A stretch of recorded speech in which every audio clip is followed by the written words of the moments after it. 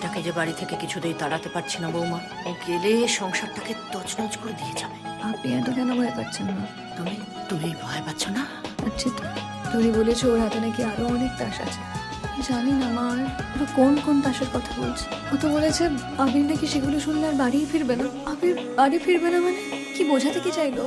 সব ঠিক হয়ে যাবে বৌমা, আবির আবার সুস্থ হয়ে বাড়ি ফিরবে, সব আবার আগের মতো হয়ে যাবে। কিভাবে হবে আগের মতো সব ঠিক? সব তোমার হাতে বৌমা, যা করার তোমাকেই করতে হবে। কি করতে হবে আমার? আমি আমি কোনোদিনও ভাবতে পারি না তোমাকে এইভাবে চলে যেতে হবে। মা যেমন মা তেমনই কাকিমা তেমনই মেজো বৌদি, কিছুর মধ্যে কিছু নেই। তোমাকে দাদার অ্যাক্সিডেন্টের জন্য রেসপন্সিবল ধরে নিল। তোমাকে কে বললো আমি রেসপন্সিবল নই? সত্যি তো আমি আবিরকে বলেছি মালিনীর পাস্টের ব্যাপারে। অবশ্যই এমনি এমনি বলিনি।